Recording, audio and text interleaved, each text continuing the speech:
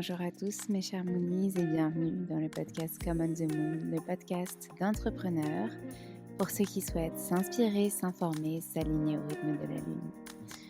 Retrouvez chaque semaine un épisode différent puisque nous avons 5 types d'épisodes, les Moon Break, les Moon Talk, les Moon Cycle, les Moonpreneurs, les Moon Yoga. On fait le lien entre entrepreneuriat, bien-être, développement personnel, conseils pour infuser tout ce que vous voyez et tout ce que vous entendez, pour vous rassurer aussi, pour prendre confiance en vous, et puis les méditations pour justement concrétiser tout cela dans votre vie. Je vous remercie par avance pour votre écoute, pour vos retours aussi. N'hésitez pas à nous contacter sur les différents réseaux sociaux, par mail, et aussi à nous laisser des messages, des commentaires, des étoiles sur les plateformes dédiées si ces épisodes vous plaisent. Merci encore et je vous souhaite une très bonne écoute.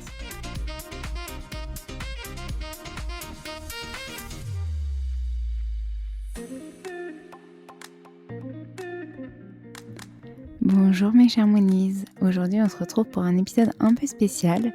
Début septembre, ça marque le commencement, le début de Come on the Moon l'année dernière. Donc on célèbre les 1 an de Come on the Moon, et pour cela j'avais envie d'organiser un petit épisode un peu plus spécial, un peu différent, un épisode où je répondais aux questions des auditeurs, aux questions que vous aviez à nous poser et aux questions des différents stagiaires qui ont eu l'occasion de venir rejoindre l'aventure Come on the Moon pendant cette première année. Donc nous aurons vos questions, les questions de toute l'équipe Come on the Moon, et je vais essayer d'y répondre le plus clairement possible pour faire une sorte de bilan finalement de cette année, un bilan entrepreneurial, émotionnel, essayer de donner un maximum de conseils aussi à ceux qui souhaitent se lancer. Et puis si vous avez d'autres questions suite à cet épisode, surtout n'hésitez pas, ce sera avec grand plaisir pour y répondre. Je vous souhaite du coup une bonne écoute et j'espère que cet épisode un peu différent vous plaira.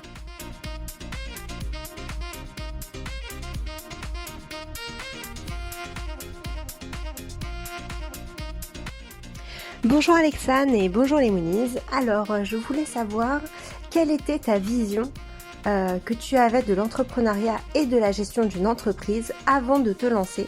Et surtout, est-ce que ça correspond aujourd'hui à ce que tu as vécu tout au long de ton aventure entrepreneuriale ?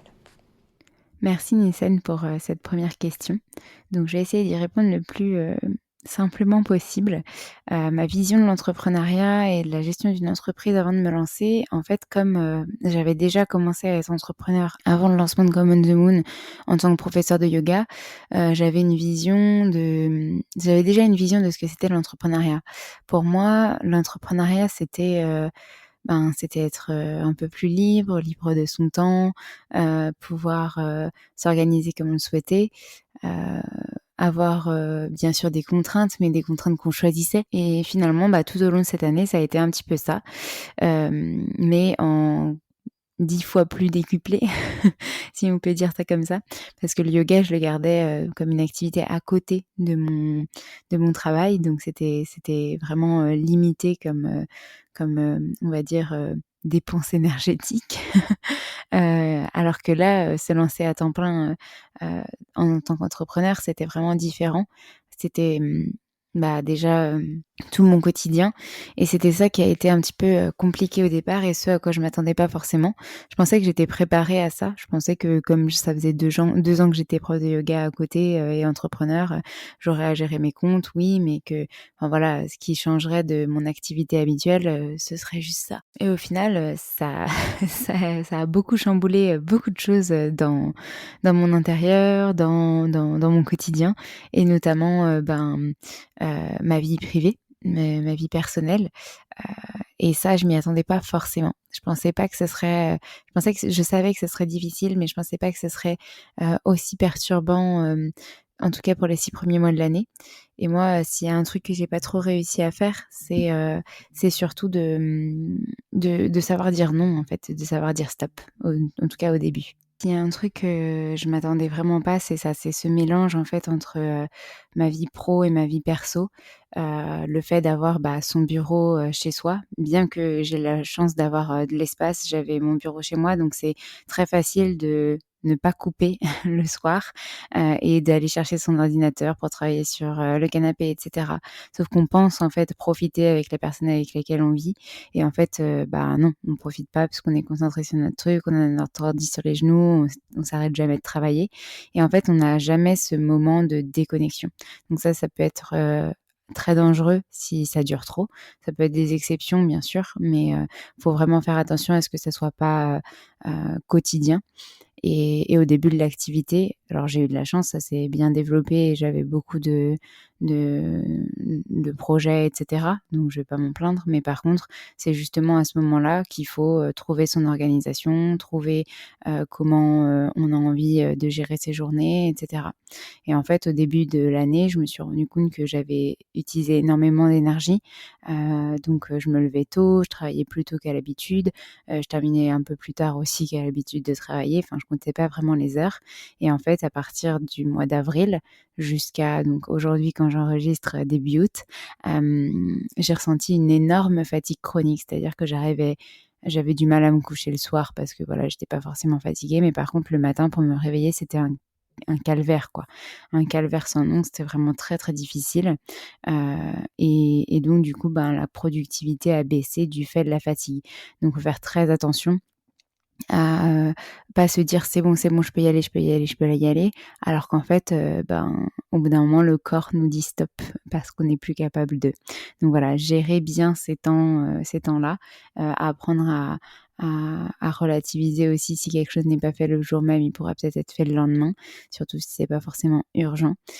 Hem Et savoir que, même si, vous n'avez pas fait quelque chose de votre to do, de toute façon, chaque jour de nouvelles choses vont s'accumuler, vont s'ajouter et donc me plus vous anticipez, mieux c'est. Mais à un moment, on ne peut pas anticiper ce qui n'existe pas encore, donc accueillir, en fait, ce qui est prêt à arriver. Voilà, j'espère que j'ai répondu à ta première question, Nielsen. Quelles sont pour toi les compétences absolument nécessaires à développer avant d'être à son compte, avant de devoir gérer son propre business? Comme par exemple des compétences comptables ou rédactionnelles ou peut-être digitales, etc. Alors pour ta deuxième question, au niveau des compétences absolument nécessaires pour, se mettre, à son compte, et devoir gérer, un nouveau business du coup soi-même, je dirais que une des plus importantes choses, c'est, d'être autonome. D'être autonome, de savoir, se gérer soi-même. Il y a beaucoup de gens qui sont pas dans la capacité, d'avoir cette autonomie-là et moi je l'ai vu notamment quand j'ai enseigné, à des étudiants cette année. Ils me disent pour beaucoup, ils me disaient: «Non, mais moi j'ai besoin d'une hiérarchie qui me dise ce que je dois faire et cetera». Sauf que là, en fait, quand on est à son compte, ça se passe pas du tout comme ça. Vous avez personne qui vient vous dire, «Aujourd'hui, il faut que tu fasses ci, il faut que tu fasses ça». Vous avez vos clients qui vous rappellent peut-être, «J'ai besoin de ci, j'ai besoin de ça», mais souvent ils vous le rappellent au dernier moment, donc c'est pas au dernier moment qu'il faut tout faire ce que vous avez à faire. Et d'ailleurs, c'est pas à eux de vous le rappeler, c'est à vous de vous noter les choses. Donc ça va de pair avec une bonne organisation, mais en tout cas être autonome, savoir être autonome et se gérer soi-même, c'est hyper important. Bien sûr, quand on est entrepreneur, on acquiert, d'autres compétences que son domaine de métier, d'expertise métier, comme moi, la comptabilité que je connaissais pas du tout, que j'ai dû apprendre à déléguer, mais que j'ai aussi dû, savoir faire. C'est-à-dire, trouver un logiciel de compta, trouver un logiciel pour faire les factures, ne pas oublier chaque fin de mois de faire mes factures, de les envoyer, de savoir faire des devis adéquats et cetera. Des choses, qu'on sait pas forcément faire. Pareil pour la négociation, pour la prospection, des choses, comment trouver ses clients et cetera. Ça, c'est des compétences qui sont nécessaires. Pas avoir peur de décrocher son téléphone ou d'envoyer un mail ou de prospecter sur LinkedIn, d'envoyer des petits messages et cetera. Le réseau va faire beaucoup. Tu m'avais noté comme exemple rédactionnel, alors ça en fait partie, à part si vous avez pas envie de développer ce côté-là d'articles de blog et cetera. Mais en tout cas, pour pouvoir, mieux vous vendre et mieux vendre vos services, il va falloir quand même être présent sur les réseaux. Donc une compétence nécessaire, ça va être aussi la création de contenu. Moi, c'est mon métier, mais du coup, selon le type de métier que vous avez, c'est bien d'être visible sur le web, sur les réseaux, etc. Je dirais qu'il y a quand même une des compétences qui se démarque vraiment, c'est l'autonomie. Quand on se lance à son compte, au départ, on est seul et ne pas avoir peur aussi d'être seul, justement. Il y a beaucoup d'entrepreneurs qui se rendent compte au bout d'un moment que, il y a une solitude qui s'installe. Moi, je suis quelqu'un de très sociable qui a besoin de contact humain. Donc, le fait d'avoir plein de projets différents et des clients différents, ça m'a aidé beaucoup. Mais je pense que le fait d'avoir donné des cours et d'être en relation et en contact avec des étudiants tous les jours, avec des responsables pédagogiques, des écoles, avec mes clients et aussi de recevoir des stagiaires avec qui je pouvais échanger chaque jour, ça m'a beaucoup aidé pour pas justement ressentir cette notion de solitude dans mon travail en tant qu'entrepreneur. Donc voilà, l'autonomie, tout en sachant garder le contact avec les autres. Et d'ailleurs, il y a quelque chose auquel je pense par rapport à ta première question, Nielsen, c'est aussi tout ce qui va changer autour de vous. C'est-à-dire que au départ, j'étais sur une trajectoire standard de salarié à mon compte à côté. Donc ça déjà, c'était pas hyper répandu entre guillemets, en tout cas chez mes amis, dans ma famille, enfin mes proches, etc. Donc ça, des fois, il y a certaines personnes qui ont du mal à le comprendre. Et puis vous, en même temps, vous changez. Vous changez quand vous changez d'activité, c'est normal. Quand vous déménagez, etc., toutes les phases de votre vie, vous évoluez. Et donc du coup, il va falloir trouver les bonnes personnes, les personnes qui vont pouvoir vous épauler, que ce soit des personnes, des entrepreneurs. On en a déjà parlé dans plein de contenus comme On the Moon, mais d'autres entrepreneurs qui peuvent vous épauler et comprendre ce que vous vivez, mais aussi des personnes extérieures qui font pas ce que vous faites, et qui peuvent un petit peu vous remettre entre guillemets les pieds sur terre, mais aussi vous challenger, vous montrer un petit peu l'envers du décor, vous donner leur avis sur une vision extérieure qu'ils ont de ce que vous faites, etc. Et moi, au début, j'ai longtemps pensé que mes proches comprenaient pas forcément ce que je faisais, qu'ils comprenaient pas mon choix, que c'était un énorme risque, qu'ils seraient pas forcément là pour moi, parce que syndrome de l'imposteur oblige, et puis confiance en moi, etc. Alors que finalement, c'est tout l'inverse. Ces personnes-là, elles ont pas forcément, elles, envie de se lancer à leur compte, mais elles comprennent totalement parce qu'elles vous connaissent, que vous êtes comme ça et que vous en avez besoin pour vous réaliser, pour vous ouvrir à ce monde des possibles que vous avez envie de découvrir différemment des autres finalement. Et donc du coup, j'ai mis du temps à comprendre que en fait, mes proches n'étaient pas forcément contre moi, mais qu'ils étaient aussi là pour me donner les conseils, pour m'améliorer, pour trouver mon organisation, etc.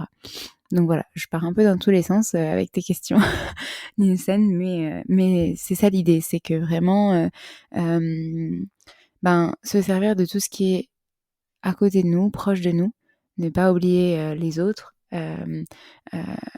utiliser justement à bon escient les conseils qu'on peut vous donner, et puis pour se lancer à son compte, vraiment une des compétences qui est absolument nécessaire à mon sens, c'est vraiment ça, c'est d'avoir cette capacité d'être autonome et de s'appuyer aussi des autres, de pouvoir déléguer aussi, ça je l'ai compris plus tard, de savoir déléguer pour pas se sentir submergé. On peut pas forcément tout faire et surtout si on commence à vouloir développer son business, au bout d'un moment, il va falloir savoir ce qu'on a vraiment envie de faire et ce qu'on peut laisser aux autres pour développer son activité.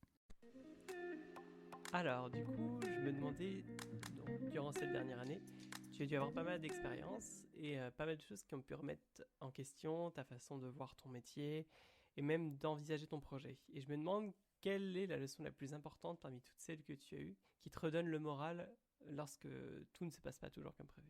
Merci Alex pour cette troisième question.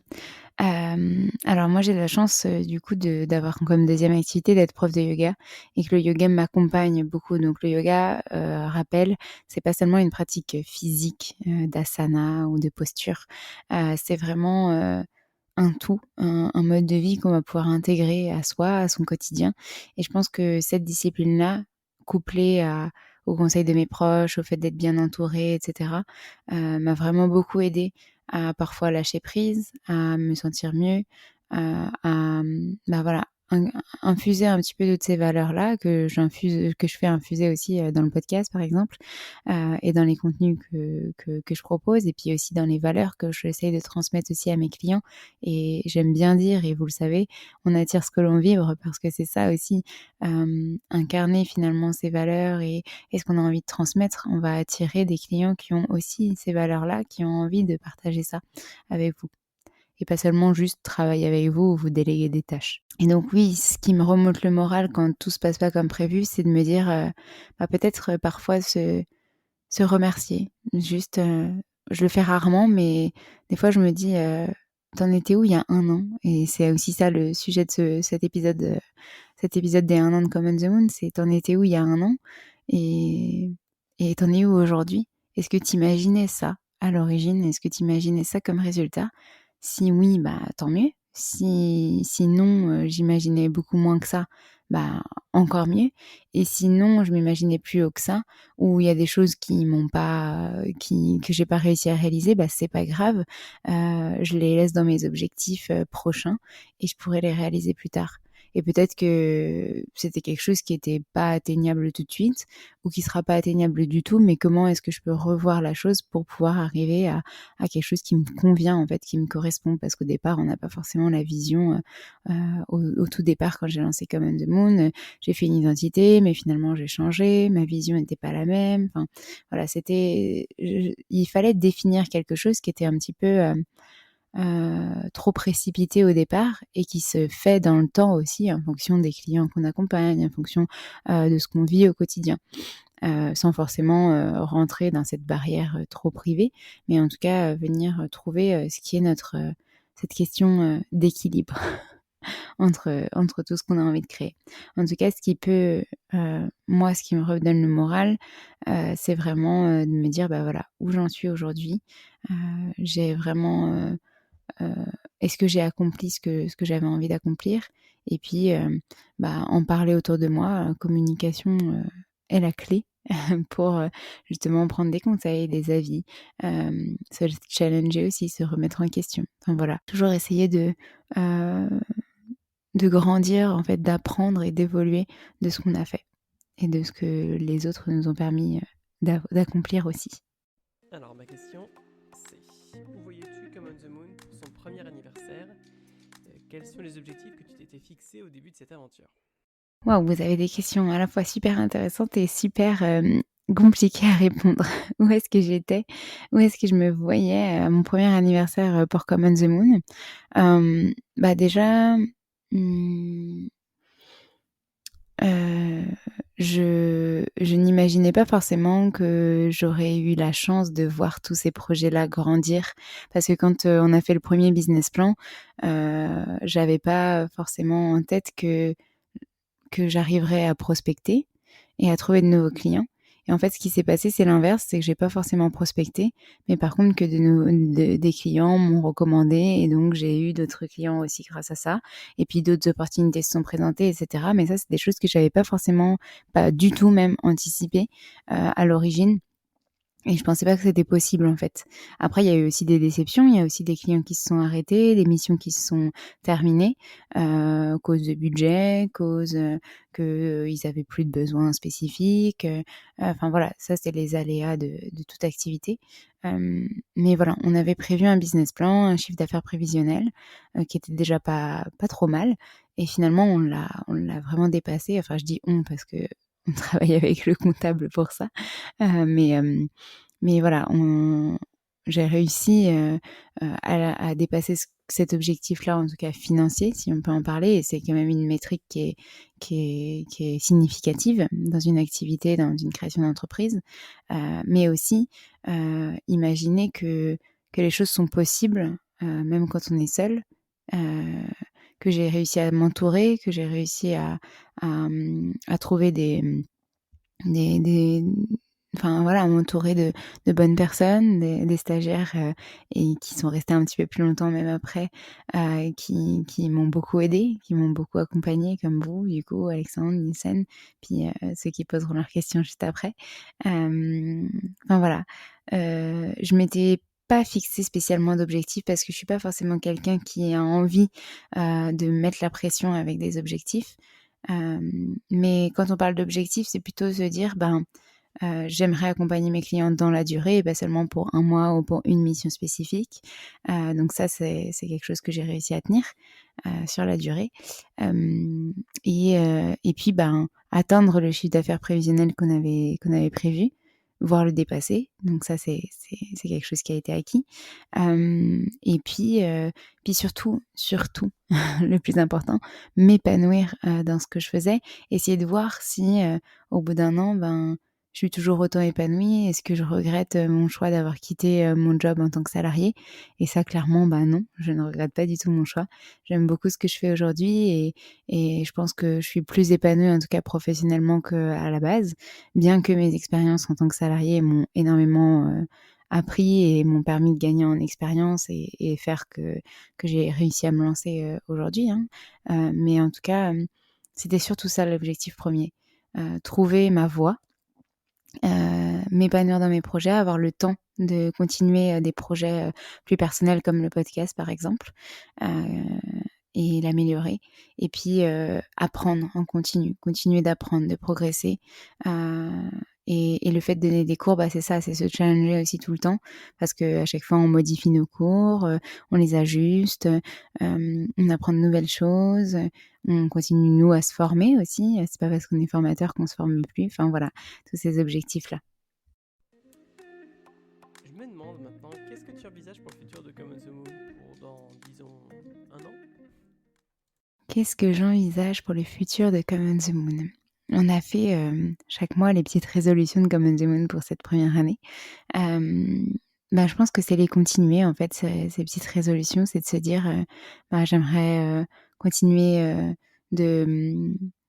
de faire vivre le podcast, le développer encore plus. J'aimerais développer un peu plus l'activité et donc pour ça, apprendre à mieux déléguer, m'entourer d'une équipe pérenne, peut-être voir grandir Come on the Moon avec éventuellement des salariés un jour, comme une vraie agence de communication. Je me suis pas pour l'instant fixé de nouveaux objectifs. Ce que je veux, c'est que Come on the Moon continue à vivre, qu'on continue à avoir des projets d'envergure, que mes clients continuent à me faire confiance, avoir de nouveaux clients aussi qui ont envie de travailler avec nous. Ouais, je pense que dans un an, on verra où ça nous mène parce que je m'en étais pas fixée la première année et je me dis que c'est aussi ça, laisser le flow se suivre, se faire pour trouver un petit peu cet alignement constant entre épanouissement professionnel, personnel, avoir toujours plus de temps pour soi, pour développer l'entreprise, pour se développer soi, pour se former aussi. Enfin, essayer de réussir à coupler un petit peu tout ce qui m'anime au quotidien pour voir grandir Come on the Moon. Je sais pas si ça répond vraiment, mais effectivement, je pense que dans un an, on verra où est Come on the Moon et peut-être qu'on réécoutera cet épisode et qu'on se dira ah oui, finalement, Come on the Moon a peut-être grandi, peut-être que il y a plus de clients ou peut-être des différents. Enfin voilà, il y a des choses qui ont fonctionné, d'autres qui n'ont pas fonctionné. Mais en tout cas que moi personnellement je me sente toujours aussi bien dans ce que je fais. Hello Alexane, c'est Aurélie de la chaîne YouTube et Instagram Double Cosmos. En tant que vidéaste et podcasteuse à mes heures, passionnée par le bien-être, j'écoute évidemment ton podcast à mes yeux ultra intéressant et documenté, dont je salue vraiment tout le boulot de dingue que tu fais derrière.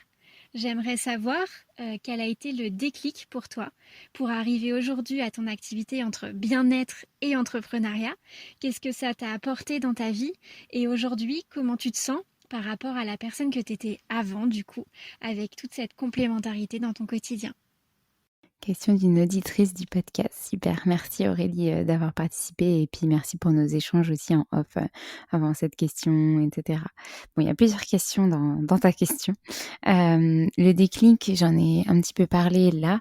Le déclic, ça a été une lassitude dans mes projets, enfin dans mon travail. Le fait de pas réussir à réaliser tous mes projets, enfin tout ce que j'avais envie de faire en dehors de mon travail. Le fait aussi d'avoir des dysfonctionnements dans la hiérarchie, des choses où je me rendais compte que la hiérarchie, elle peut pas connaître tous les métiers, c'est normal, c'est pour ça qu'elle délègue. Et qu'en fait, il y avait une incompréhension sur la nécessité de mon métier au travers dans les entreprises plus ou moins grosses. Et j'avais envie de faire plus valoir en fait ce que j'étais capable de faire et pas seulement être quelqu'un qui faisait juste pour faire, sans explication, sans pouvoir justifier, sans pouvoir me réaliser dans mes projets et trouver du sens au final, trouver du sens dans ce que je faisais, accompagner des clients qui en ont envie et ça a été tout ça en fait, plusieurs déclics, plusieurs choses, un cheminement en fait, pas seulement un déclic qui ont fait que j'ai eu envie de me lancer. Et le lien entre le bien-être et l'entrepreneuriat, forcément, mon activité de yoga a joué beaucoup puisque cette quête du bien-être personnel pour être épanouie dans sa vie professionnelle, pour moi, elle avait une énorme importance. Être entrepreneur, c'est pas seulement travailler, c'est pas seulement se couper en mille pour ses clients, c'est pas seulement ne plus travailler 80 heures par semaine, c'est pas ça du tout. C'est surtout se lancer à son compte pour se dire que on va créer la vie qu'on a envie de mener.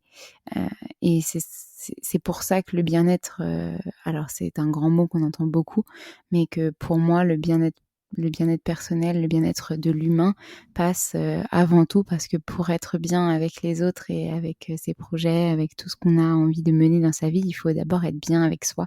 Je le répète souvent à mes élèves, mais pour moi, ça, c'est une forte résonance. Le fait d'entreprendre dans ma vie, ça m'a apporté, je pense, plus de confiance en moi. C'est un long chemin, hein, il y a 1 an de ça, je rencontrais Héloïse Cuillerier, qui est la fondatrice de Yolistica et Fun Yoga les studios. On a travaillé ensemble pour sa communication, j'ai pris ses formations. J'ai pris une formation au début du lancement de Come on the Moon qui m'a fait beaucoup travailler ça justement. Et en fait, quand on s'est rencontrés, j'avais déjà évoqué cette discussion avec vous dans le podcast. Elle m'a posé la question: qu'est-ce qui est le plus important pour toi dans ta vie? Et quand elle m'a posé cette question-là, moi j'ai pensé à mes proches. Je lui ai répondu mon copain. Elle me dit: non, qu'est-ce qui est le plus important? Et j'ai répondu mon chat, mon chien, ma famille. Et elle m'a regardée, elle m'a dit: non, non, c'est pas ça la réponse. Je dis qu'est-ce que c'est? Elle me dit: et toi alors? Et moi alors? C'est vrai. Qu'est-ce qui est le plus important dans ma vie? Et c'est une question qu'on devrait souvent se reposer quand on doute en fait de soi, quand on est dans une phase où on se sent plus à l'écoute de soi, qu'on a l'impression de suivre un flot qui n'est pas le nôtre. Et donc du coup, je pense que l'entrepreneuriat, c'est bien plus que juste travailler, c'est entreprendre sa vie, son chemin. Et c'est pour ça que je pense que l'entrepreneuriat m'a vraiment énormément apporté parce qu'il m'a beaucoup appris sur moi, m'a beaucoup appris sur ma capacité d'intégration, d'action aussi, mais aussi d'écoute de moi, de compréhension de moi-même, de connaissance de moi, parce que en faisant du yoga, je me suis déjà un petit peu développée en essayant de comprendre qui j'étais, mais grâce au fait de sortir constamment de sa zone de confort, j'étais quelqu'un de très cartésien, qui avait besoin de tout le temps très organisé, de tout prévoir à l'avance, et quand il y avait quelque chose qui bougeait dans l'emploi du temps, c'était hyper difficile pour moi de le gérer sans m'énerver, sans faire peut-être une crise d'angoisse ou autre. Et en fait, dans l'entrepreneuriat, au bout d'un moment, tu peux plus tout prévoir à l'avance. Il y a tellement de choses qui arrivent dans une même journée. On parle beaucoup de montagnes russes. Et ça t'apprend aussi le lâcher prise. Donc voilà, tout ce que le lié bien-être entrepreneuriat m'a apporté, c'est vraiment ça. C'est de vivre un peu plus l'instant présent, même s'il y a encore des failles dans ce fonctionnement-là. Mais voilà, se dire qu'on est pas seulement en train de travailler, enfin qu'on n'a pas plusieurs vies.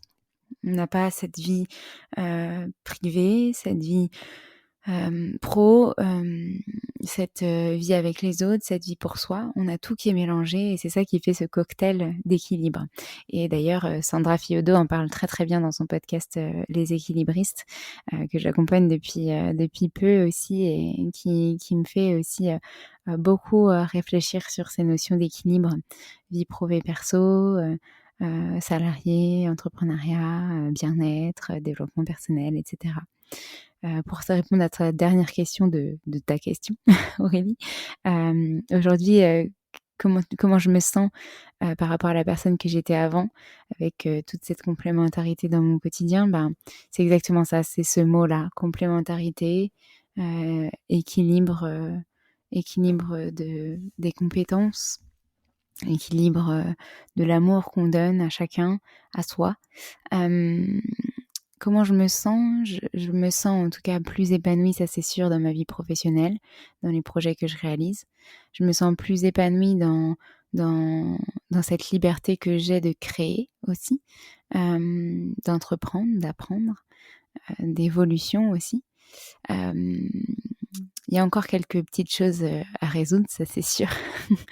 Des phases de stress, de préoccupation dans le quotidien, dans le personnel aussi. Mais je pense qu'il y a justement tout ce qu'on vit au quotidien dans notre vie personnelle qui vient s'infuser finalement dans cette vie professionnelle. Donc c'est pour ça que tout est étroitement lié, qu'il y a aussi beaucoup de synchronicités qui se font. Et justement, je pense que tout être humain vit sa vie personnelle aussi dans sa vie professionnelle. Enfin, c'est comme, par exemple, on arrive au travail, comment tu vas, comment s'est passé ton week-end, comment vont les enfants, machin, machin. Et ben, on parle de tout ça au travail, plus ou moins, selon ce qu'on a envie de dire à ses collègues, à son chef, etc. Et donc voilà, se sentir libre, c'était ça que j'avais besoin surtout, cette sensation de plus de liberté dans ma créativité, dans ma vie au quotidien. Je sais pas si je réponds à ta question parce que c'est vrai que je pense que c'est un chemin aussi de toute une vie, cet épanouissement, cette confiance, cet équilibre, et qu'il évolue au fur et à mesure du temps, de son entreprise, de soi, de son évolution à soi. Merci en tout cas Aurélie pour ta question. Salut Alexandre, alors d'abord je tiens à te féliciter pour cette première année. Je pense que ça n'a pas été de tout repos, mais tu as fait le plus dur. Alors j'ai 2 questions pour toi pour ce podcast. On sait que tu mènes plusieurs activités professionnelles. Tu es prof de yoga, tu es formatrice en communication digitale dans diverses écoles et universités. Tu crées des podcasts, tu es chef d'entreprise avec ton agence Come on the Moon. Alors, du coup, je voulais savoir comment tu t'y es prise cette année pour rester performante et conserver une forme d'harmonie entre toutes ces activités. Merci Amar pour cette question. Donc Amar qui a aussi fait son stage chez Come on the Moon. Alors, comment je suis restée performante toute l'année et comment j'ai réussi à conserver cette forme d'harmonie entre mes différentes activités? Je ne sais pas. Si, peut-être que j'ai quelques réponses à donner. Déjà, comment je suis restée performante toute l'année? Déjà parce que j'ai eu beaucoup d'aide, que ce soit au niveau personnel, mais au niveau aussi professionnel. Donc, avec des stagiaires super qui m'ont beaucoup, beaucoup aidée tout au long de l'année sur les différentes activités que je menais. L'harmonie, elle s'est créée d'elle-même finalement. C'est que ce que je voulais quand j'ai lancé Come on the Moon, c'était avoir plus de temps pour enseigner le yoga. En tout cas, prendre plus ce temps qui soit réel et concret. C'est-à-dire que quand j'enseignais le yoga et que j'habitais à Paris, c'était un petit peu contradictoire. Je sortais du boulot, j'étais hyper stressée. J'allais prendre le métro et puis j'arrivais à mon cours de yoga et il y avait souvent eu des problèmes dans le métro, j'étais un peu agacée, etc. Je courais chez moi, je récupérais mon tapis, mes affaires et puis j'allais donner mon cours de yoga dans une salle que je louais juste à côté de la maison. Et je disais aux élèves, soyez zen, hein, détendez-vous, on va faire le cours. Sauf que c'était un peu contradictoire avec tout ce que je venais de vivre. Et du coup, c'était aussi ça de se lancer dans l'histoire de Come on the Moon, se lancer à mon compte et puis aussi partir sur la région orléanaise, c'était de ressentir un peu plus le lien avec la nature, avec le présent, l'instant présent et tout ce que j'avais envie de véhiculer avec le yoga. La présence à soi. Et Et donc c'est comme ça que l'harmonie s'est créée d'elle-même. Ce cheminement, s'est poursuivi en étant, toujours dans cette cohérence. Après, avec Come on the Moon, j'avais vraiment envie de transmettre aussi ces valeurs, du yoga, ces valeurs du bien-être, du développement personnel, d'être à l'écoute de soi, et de raconter une histoire avec son entreprise. Quand on a envie de communiquer finalement, savoir, pourquoi on le fait, quel est le sens qu'on a envie de donner, quelles sont nos valeurs et communiquer autour de ça, en fait. Et donc, du coup, comment je m'y suis prise? Il y a eu des hauts et des bas. Il y a eu, comme je le disais dans le début de cet épisode, des moments où, dans ma vie personnelle, ça s'est vraiment pas hyper bien passé, pendant les 4-5 premiers mois de l'activité. C'était vraiment très compliqué, de tout gérer parce que j'apprenais à découvrir mon entreprise, à me découvrir moi, sous un autre jour. J'avais plus, le 9h-17h, 9h-18h au boulot, et ensuite, une fois qu'on n'est plus au boulot, on ne travaille plus, on a sa vie. J'avais tout qui était mélangé. Ça a été vraiment, assez difficile à trouver ce rythme qui me convenait à moi et qui a évolué en plus tout au long de l'année et qui évoluera encore. En termes de performance, je pense que j'étais tellement, contente d'avoir créé ça, qu'au début de l'année, j'étais vraiment à 10 000 et je me disais: «Non, mais il faut que j'apprenne aussi à ralentir pour pouvoir, gérer mon énergie tout au long de l'année justement et pas être, dans un pic, énorme au début de l'année et puis après, à faire, limite un burn-out, à la fin de l'année». Et en fait, ce qui s'est passé, c'est que les énergies ont été plus yang au début et puis, au fur et à mesure du temps, elles se sont abaissées dans du yin un petit peu. À partir d'avril, voilà, la fatigue s'est ressentie un peu plus et donc il a fallu être un peu plus à l'écoute, un peu moins dans le faire, et un peu plus dans la conscience de ce qu'on faisait. Et donc c'est ça qui a réussi à finalement, tenir dans la durée et qui j'espère continuera encore, beaucoup d'années. Mais ça changera, ça évoluera, il y aura des hauts et des bas comme pour tout en fait, dans la vie. Et ma seconde question, qui rejoint un peu la première, c'est qu'est-ce qui t'a le plus passionné dans tes différents métiers et en particulier au sein de l'agence? Et pour ta deuxième question, Amar, qu'est-ce qui m'a le plus passionnée dans ces différentes activités? Dans mes différents métiers, donc qu'on remette dans le contexte, professeur de yoga, ce que tu as dit tout à l'heure, formatrice en communication digitale, créatrice de podcast, chef d'entreprise. Je dirais qu'en fait, il y a pas quelque chose qui m'a plus plu que l'autre parce que professeur de yoga, ça faisait déjà 2 ans que je le faisais. Mais c'est toute, comme disait Aurélie, cette complémentarité qui a été créée, qui a fait que je me suis épanouie dans tout ça, en fait et que j'ai appris davantage sur moi, sur ce que j'avais envie de transmettre pour partager les choses autour de moi et les faire infuser aux autres, finalement les faire rayonner, autour de moi.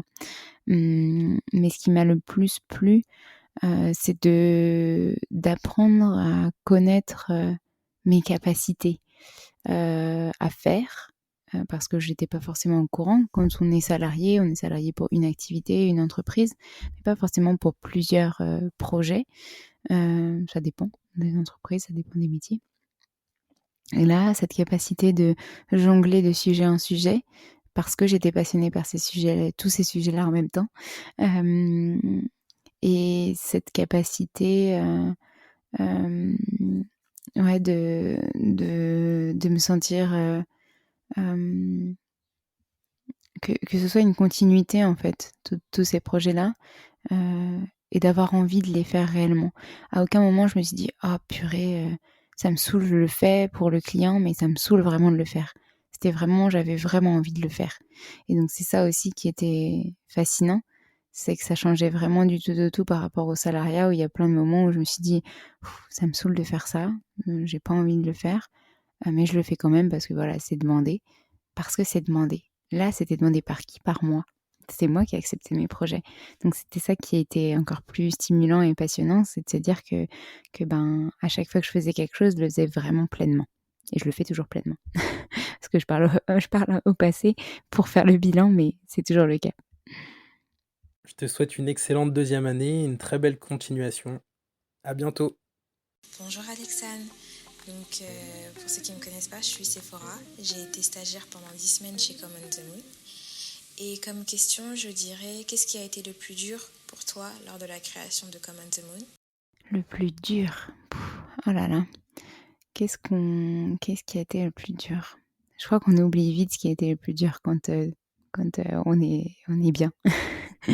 Le plus dur, il y a eu beaucoup de choses au départ qui ont été difficiles. Ça a été peut-être de prendre la décision que s'il y aurait plus de stabilité finalement. Je suis quelqu'un à la base, comme je l'ai dit au début de l'épisode, de très cartésien, qui a besoin d'être rassuré, de sécurité, etc. Et de se dire, bon bah ok, je me lance dans l'inconnu, quelque chose que je ne peux pas prévoir, pas organiser comme je veux, et que je vais devoir accueillir sans le contrôler. Et quand on est quelqu'un qui a un peu flic contrôle à l'origine, ça peut être parfois très difficile. Mais je pense que ce qui a été le plus dur au début, c'était de trouver une organisation. Trouver une organisation optimisée pour pas perdre du temps à chaque fois qu'on fait quelque chose, pas se sentir tout le temps surmené. Et au début, c'était vraiment ça. Je me sentais surmenée, sursollicitée tout le temps.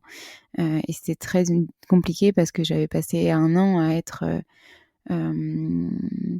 en poste, dans un poste intéressant, mais où j'étais pas forcément stimulée. Et c'est ça qui m'a donné envie d'être plus stimulée parce que j'ai besoin de l'être et de créer des projets à côté.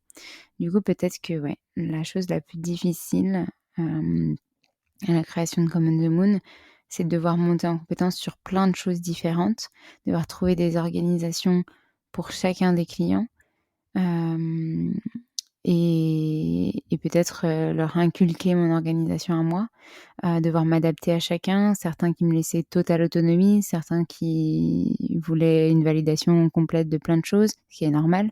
Donc du coup, se souvenir de toutes ces petites briques, ça pouvait être un petit peu difficile. Mais clairement, ça m'a énormément appris. Donc, je retiens pas ce qui a été dur, je retiens surtout ce que j'ai appris et ce qui m'a permis d'évoluer.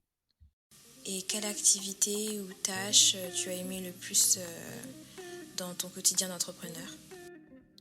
Ce que j'ai aimé le plus faire, il y a beaucoup de choses aussi. J'ai tout aimé faire.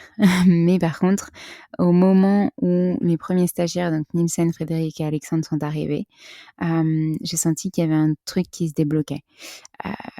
Parce que du coup, on a enfin, donc c'était au début de l'activité, hein, ça faisait 2 mois et demi, mais quand même, on a enfin mis en place une vraie organisation qui fonctionnait, que je sois seule ou que je sois en équipe. Et donc là, ça a été vraiment une révélation. C'est-à-dire que j'ai demandé à Nielsen, je veux utiliser le logiciel Notion, tu me le mets en place, je veux que ce soit comme ci, comme ça, et comme ça on pourra l'administrer tous ensemble et on sera en partage. Et on a créé le Slack aussi pour pouvoir communiquer au quotidien. Et là, en fait, petit à petit, au fur et à mesure de l'utilisation de ces 2 outils, ça a été beaucoup plus fluide. Et ça a permis vraiment de fluidifier en fait tous les échanges et toute l'organisation de Common the Moon pour chacun des clients. Et donc vraiment, je pense que c'est pas une tâche forcément qui se voit en fait de l'extérieur, mais qu'à partir du moment où tu mets en place une organisation dans ton organisation, enfin dans ton entreprise, tu peux, tu t'enlèves de la charge mentale et donc du coup tu réalises mieux les tâches avec plus d'épanouissement, plus de calme, plus d'apaisement parce que ton organisation est plus fluide. Donc c'est ça que j'ai préféré. À partir du moment où j'ai vu le avant-après, sans organisation, enfin avec mon organisation qui fonctionnait pour moi toute seule et avec une organisation qui fonctionnait pour moi toute seule ou pour en équipe. Et ça, c'est vraiment génial de voir le avant-après, quoi. Bonjour Alexane. Si vous aviez un conseil à donner à une personne qui souhaite se lancer, lequel serait-il ? Merci beaucoup Stéphanie pour cette question. Ce qu'il faut savoir, c'est qu'avec Stéphanie, on a échangé sur Instagram et et voilà, ça a été super. Stéphanie est aussi une auditrice du podcast. C'était hyper enrichissant d'échanger et de se dire, bah voilà, il y a encore des gens, et c'est normal. Et moi aussi, j'ai encore des peurs tout le temps, même même en étant déjà lancée, qui voilà, bah, il y a des gens qui comptent sur toi, qui te posent des questions, qui écoutent tes contenus. Il y a beaucoup de membres de la communauté de Come on the Moon et du podcast qui sont des auditeurs plutôt et une communauté plutôt introvertie, donc qui interagit pas forcément, mais qui écoute et qui est là. Donc merci à tous. Et Stéphanie en fait aussi partie. On a eu la chance d'échanger. Et, euh, et si j'ai un conseil à donner, je l'ai donné tout à l'heure, c'est... Enfin, il y en a plein. Il y en a plein, mais s'il y a un conseil qui vraiment revient aussi dans beaucoup des épisodes du podcast, c'est de s'entourer. Que ce soit des personnes proches de vous, vos proches qui sont pas forcément entrepreneurs, mais aussi d'autres entrepreneurs avec qui vous pouvez échanger, vous stimuler, demander des conseils, vous épauler. Essayer d'échanger sur les différentes idées, les différentes possibilités. Et puis, vous stimuler autrement avec vos proches qui, eux, ne vivent pas la même chose que vous et qui peuvent aussi vous donner des conseils extérieurs pour rester aussi dans une vie normale, enfin dans une vie, comment dire, pas normale, c'est un mauvais mot, mais rester dans une vision aussi pas que étroite du monde de l'entrepreneuriat, mais vraiment une vision large de toutes les possibilités qu'offre le monde. Donc tout à l'heure, j'ai parlé d'autonomie, mais j'ai aussi couplé l'autonomie au fait de s'entourer pour ne pas se sentir seul. Et donc ça, c'est vraiment quelque chose qui m'a beaucoup aidée. J'ai pris une expert comptable pour me faire ma compta, mais j'ai la chance d'avoir ma mère et mon beau-père qui sont comptables aussi, donc qui m'aident sur ma compta et qui me rassurent aussi quand je leur dis non, mais j'ai peur de perdre tel client, j'ai peur de pas, enfin que comme On the Moon ne fonctionne pas, etc. Et qui me rassurent en me disant mais attends, tu as dépassé le chiffre d'affaires qui était prévu, tout va bien, ne t'inquiète pas. Et puis à contrario, mon conjoint qui lui m'a aidé à me lancer, à me dire que bah de toute façon c'était pas en changeant tous les ans de CDI que j'allais m'épanouir, qu'apparemment il fallait que j'ai plusieurs projets en même temps et que être à mon compte, comme je supportais pas trop la hiérarchie et l'autorité, c'était peut-être ce qui était envisageable. Puis mes amis aussi qui ont été hyper contentes pour moi que je me lance et que j'ai pas forcément vu tout de suite parce que tout le monde a ses petites contraintes dans sa vie et sa vie tout court et qui en fait sont fiers de moi et me le disent et je suis pas forcément quelqu'un de très démonstratif mais voilà, du coup on se dit pas forcément les choses, mais quand on se le dit vraiment. Donc voilà, il y a plein de choses qui font que le fait d'être entouré vous permettra d'avoir de bons conseils de part et d'autre et sur tous les chemins. Par contre, il faut savoir quels conseils vous voulez prendre aussi, de quelle personne. Donc on passe maintenant aux questions qui n'ont pas été enregistrées par les auditeurs ou voilà qu'on m'a posées en question à l'écrit. Et donc du coup je vais les dire et puis répondre direct. Donc Marine qui est aussi venue en stage, elle m'a demandé quel a été le projet qui t'a le plus appris. Je crois qu'ils m'ont tous énormément appris. Je saurais pas dire, mais ils m'ont tous appris sur plein de choses différentes. Par exemple,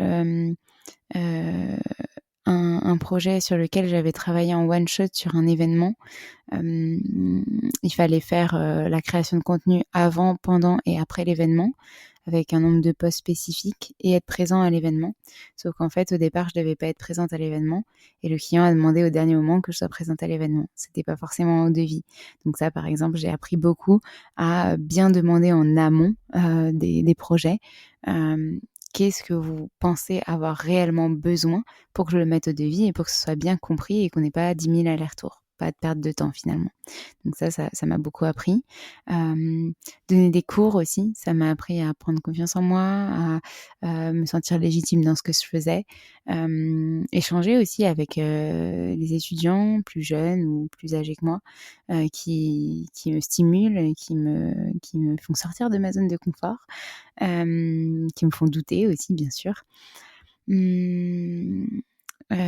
Et puis, ce qui m'a beaucoup appris pendant toute cette année, c'est surtout de savoir ce sur quoi j'avais envie de m'engager et ce sur quoi j'avais plus envie de m'engager. Savoir dire non quand c'était pas possible, savoir dire non quand on n'est pas d'accord et que ça ne ressemble pas à nos valeurs, savoir dire non quand on ne considère pas que c'est une bonne solution pour son client, même si son client est persuadé que c'est ça qu'il veut. Essayer de donc pas dire que non, mais expliquer pourquoi vous pensez que c'est différent, que si on le fait différemment, ça sera mieux. Expliquer pourquoi, ça marchera mieux de telle ou telle manière. Et puis, ne pas dire non juste parce qu'on croit qu'on ne sait pas faire alors qu'en fait, on saurait très bien le faire justement. Dire, potentiellement oui, se former et revenir après. Ouais, il y a plein de choses qui m'ont beaucoup appris, cette année. Hem, donc il y a pas un projet plus qu'un autre, mais il y a surtout, aussi cet accueil, des stagiaires, apprendre à être plus pédagogue, à mieux expliquer ma vision, à extérioriser un peu plus, à être à l'écoute aussi, mais pas être trop dans l'écoute et trop dans l'empathie parce que je reste, entre guillemets «la chef de mon entreprise». Enfin, c'est pas entre guillemets, je reste la chef de mon entreprise et donc du coup, il faut aussi, donner, recevoir, mais pas trop donner pour pas que les gens en profitent et je parle pas que des stagiaires, je parle de tout le monde en général. Je dis pas que les stagiaires ont profité, bien au contraire.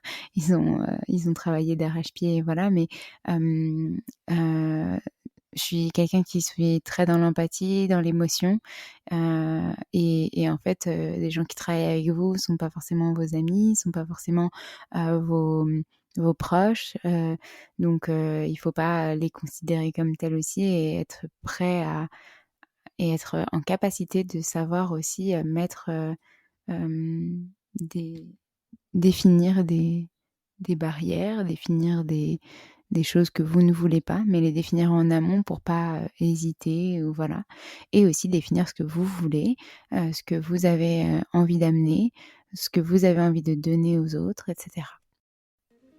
Alors une autre question reçue: comment s'est déroulée cette année de jeune entrepreneur sur le plan moral? Qu'est-ce qui t'a le plus marqué? Qu'est-ce qui t'a permis de garder le cap?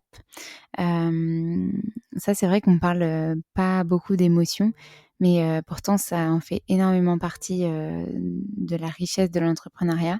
Hem, Dans le sens où, voilà, sur le plan moral, comme je l'ai dit depuis le début de cet épisode, il y a eu les 4-5 premiers mois qui ont été très difficiles, et où, beaucoup de choses ont été chamboulées parce que plus du tout la même organisation, plus du tout le même quotidien.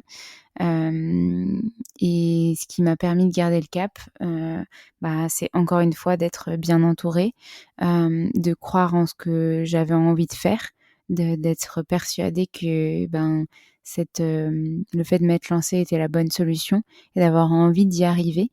Mais d'y avoir envie d'y arriver, pas seulement pour mes clients, pas seulement pour la boîte, mais aussi pour mon quotidien, pour améliorer ce quotidien que j'avais et que j'avais envie de me créer. De pouvoir, jongler entre tout sans, être absente de tout.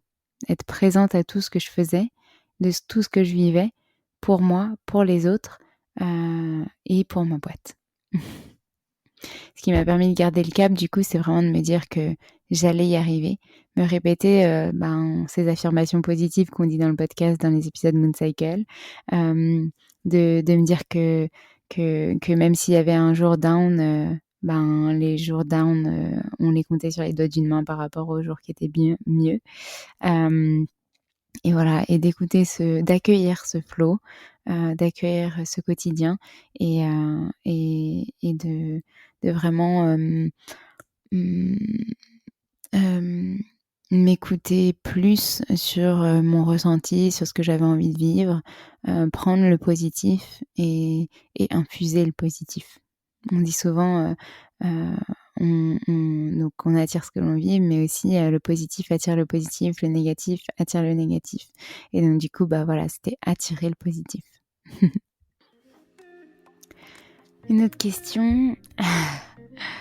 On sait que c'est un sujet tabou en France, mais on ose quand même te poser la question. Sur le plan financier, es-tu satisfaite des contrats que tu as pu signer? Quels sont les retours de tes clients qui t'ont le plus marqué? Effectivement, le sujet de l'argent est tabou en France, et je suis pas forcément d'accord avec ça, mais il apporte aussi beaucoup de pression. Moi, quand j'entends des gens dans des podcasts, des gens sur les réseaux sociaux dire, «Oui, comment atteindre le million de chiffre d'affaires en un mois?» Ça personnellement, je n'y crois pas. Hem, il faut des années de travail aussi en amont pour pouvoir atteindre ça après en un mois quand on lance par exemple un programme ou autre et c'est super pour ces gens-là, c'est vraiment génial mais il faut aussi, prendre ce qu'on a envie de prendre encore une fois. Si pour vous, hem, 1 000 000 de chiffre d'affaires, c'est quelque chose qui est atteignable et qui est super et que vous avez envie de mettre dans vos objectifs, OK. Mais si vous avez aussi envie de mettre, 100 000 ou 50 000 ou 30 000, en objectif réalisable, c'est hyper bien aussi, c'est totalement OK.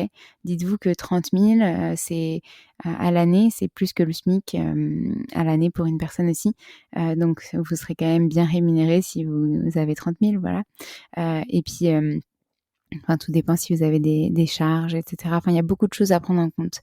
Et il y a beaucoup de gens qui confondent chiffre d'affaires et bénéfice. Et ça, on peut très bien atteindre 100 000 euros de chiffre d'affaires. Mais si on est une entreprise qui a beaucoup, beaucoup de charges, donc du stock à prévoir, par exemple, si on vend des produits, notre bénéfice après, il est moindre. Alors que si on est une entreprise de service et qu'on a peu de charges et qu'on gagne, je sais pas, 200 000 euros de chiffre d'affaires à l'année, là, pour le coup, on aura un gros bénéfice et on peut peut-être potentiellement se rémunérer plus, et cetera. Donc tout est à temporaliser. Moi, sur le plan financier, je suis très satisfaite de cette année. Comme je le disais dans un épisode précédent, on avait prévu un business plan avec ce qui était envisageable au moment où je me suis lancée avec les contrats que j'avais signés et qui était déjà un très bon chiffre d'affaires, en tout cas pour une première année pour une personne seule. Donc qui m'aurait permis, si je n'avais pas eu Pôle emploi, de me rémunérer à la même hauteur que mon salaire d'avant, donc un salaire de cadre totalement convenable. J'ai réussi en 6 mois à dépasser ce chiffre d'affaires-là. 7 mois, je dirais, à dépasser le chiffre d'affaires prévisionnel. Donc c'est que finalement, le bilan financier est encore plus positif que ce qu'on avait évoqué à l'origine. Je donne pas de chiffres parce qu'en fait, pour moi, c'est pas significatif parce que tout dépend de l'entreprise, du nombre de salariés dans l'entreprise, du nombre de personnes, du nombre de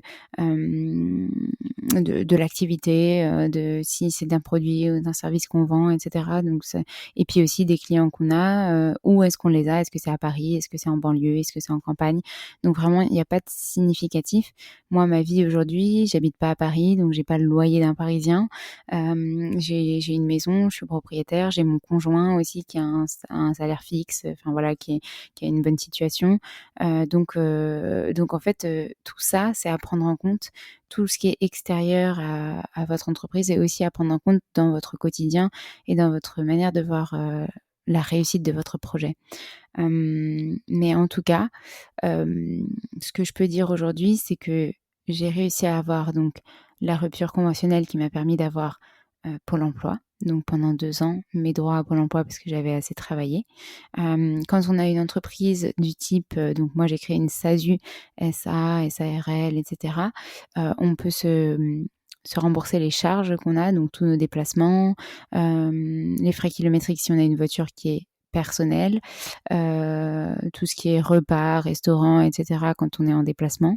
Donc forcément, notre pouvoir d'achat peut être rapidement le même qu'au départ, même avec un Pôle emploi qui a un pourcentage de notre précédent salaire, ou voire plus, voire meilleur, tout en sachant que voilà, il y a toutes les charges qu'on a au quotidien à calculer. Donc voilà, il faut prendre tout ça en compte, vos dépenses, vos rentrées d'argent, vos revenus. Moi, j'avais mon auto-entreprise aussi, donc il y avait un calcul à faire avec ce que j'avais le droit à Pôle emploi. Donc mon auto-entreprise qui est sur le yoga. Mais conclusion de cette question, je suis vraiment satisfaite des contrats que j'ai pu signer, de tout ce qui s'est débloqué dans l'année qui n'était pas forcément prévu à notre business plan au départ, que de nouveaux clients m'aient fait confiance, que de nouvelles personnes m'aient trouvé aussi grâce au référencement de mon site internet, grâce aux réseaux sociaux, grâce au bouche à oreille, grâce au réseau que j'avais créé. Et si je peux revenir sur cette notion de réseau encore une fois, et on reviendra dans d'autres épisodes du podcast avec des invités dont je vous ai déjà parlé, vraiment développer votre réseau, c'est aussi un grand conseil entrepreneurial à prendre en compte. Les retours des clients qui m'ont le plus marqué, c'est forcément les retours positifs. Je vais pas dire que j'ai eu des retours négatifs parce que je n'en ai pas le souvenir. Et puis, comme je vous ai dit, j'essaye de retenir que le positif.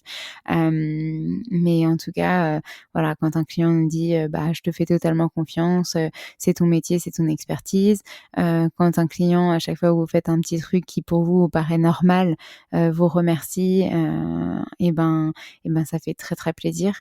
Je suis pas quelqu'un de très expressif, et quand on a quelqu'un en face de soi qui est très expressif, c'est génial parce que du coup on reçoit. Par contre, il faut savoir aussi donner en retour, mais des fois on s'en rend pas compte qu'on donne, et donc c'est bien de pouvoir aussi réussir à accueillir les remerciements.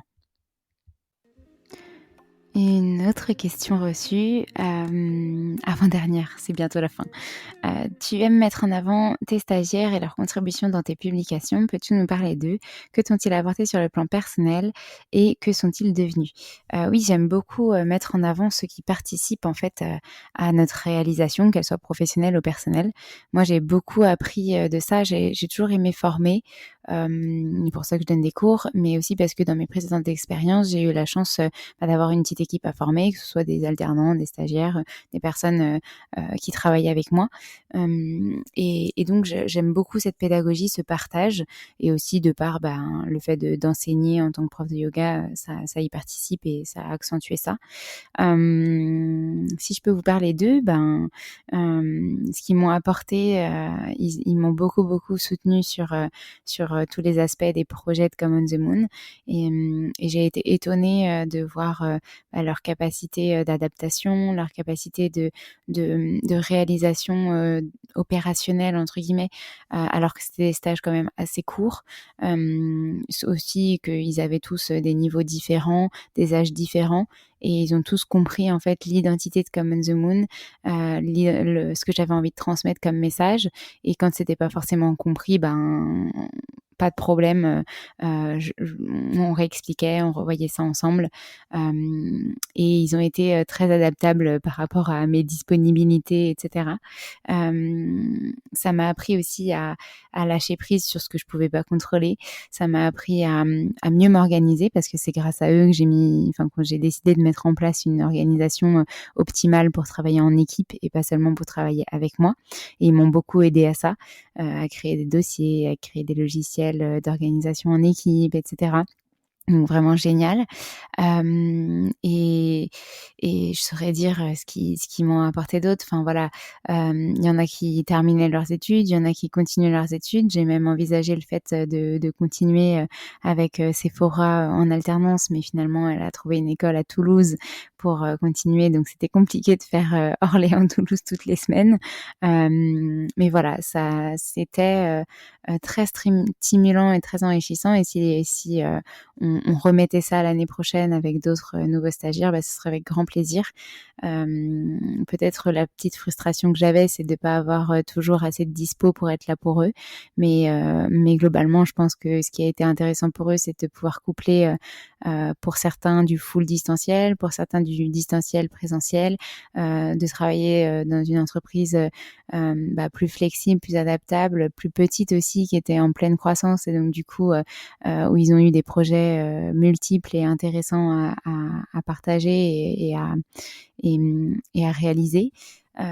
Et ce qu'ils sont devenus, certains avaient des projets entrepreneuriaux qu'ils sont en train de mettre en place. Coucou Nielsen et Frédéric aussi.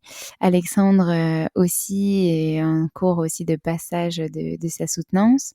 Il a continué à travailler avec moi, comme vous le savez, un moment, et puis après, il a eu à se concentrer sur ses projets. Amar doit passer sa soutenance en septembre, donc à l'heure où l'épisode sort, il va bientôt la passer, ou il l'a déjà passée. Sephora rentre en licence pro, toujours sur de la communication, et Marine, deuxième année de BTS. Qui j'oublie ici, il y a Julien aussi qui était à Strasbourg et donc qui avait travaillé totalement à distance. Et lui, pareil, il cherchait donc un job. Enfin voilà, on reste toujours en contact. D'ailleurs, il y a pas mal de questions qui viennent d'eux. Donc merci à eux de s'être autant impliqués pour Come on the Moon. Et puis, je suis sûre que nos chemins se recroiseront très vite. Et la dernière question à laquelle j'ai déjà répondu, parce qu'il y a eu plusieurs questions dans ce sens-là, mais ça nous permettra de faire une petite conclusion à cet épisode. Ta première année s'est déroulée avec succès. As-tu de nouvelles orientations pour l'avenir? Quels sont tes objectifs pour la deuxième année? Donc, j'ai pas défini encore les objectifs précis que je voulais, mais ce que j'aimerais, c'est étendre Come on the Moon. Pourquoi pas à l'avenir recruter des personnes qui soient salariées, avoir de nouveaux projets avec de nouvelles entreprises et travailler vraiment sur le long terme avec des entreprises, continuer à donner des cours parce que c'est quelque chose que j'aime beaucoup, et donner des cours nouveaux, différents. Donc c'est ce qui va se passer à partir de septembre 2022 pour la nouvelle rentrée, des nouveaux cours que je vais pouvoir partager, développer aussi pourquoi pas les formations à des professionnels en CPF, Calliope, etc. Voilà, beaucoup de choses. Et puis pour le yoga, continuer à enseigner, donner peut-être 2 à 3 week-ends dans l'année total yoga, peut-être un jour devenir formatrice aussi, on verra, mais enfin voilà, ça c'est pas dans le cadre de Come on the Moon, mais en tout cas plein de belles choses, je pense, pour la suite. Continuer le podcast aussi, vous partager des choses qui m'inspirent, mais aussi répondre à vos envies d'évolution pour ce podcast. Donc n'hésitez pas à nous les partager. Et puis il me reste plus qu'à remercier tous ceux et toutes celles qui nous écoutent continuellement sur le podcast, tous ceux et celles qui ont participé à ce podcast en nous posant leurs questions. Merci beaucoup, c'est très enrichissant et c'est des questions que je me serais pas forcément posées si vous me les aviez pas posées, donc ça me permet de pas mal réfléchir à où j'en suis et à ce que j'ai envie de mener pour la suite. Cet épisode va être long, je pense, parce que quand je vois chaque question que j'ai enregistrée, c'est pas grave, j'espère qu'il vous intéressera jusqu'à la fin. Et il me reste plus que du coup, à vous remercier, à vous dire à la semaine prochaine pour un nouvel épisode, et n'hésitez pas à interagir avec nous sur les réseaux sociaux, sur les plateformes dédiées, en laissant des commentaires, des étoiles comme d'habitude. Ça nous fera très plaisir et ça aidera le podcast à se diffuser un peu partout. Merci encore mes chers Moonies, à bientôt.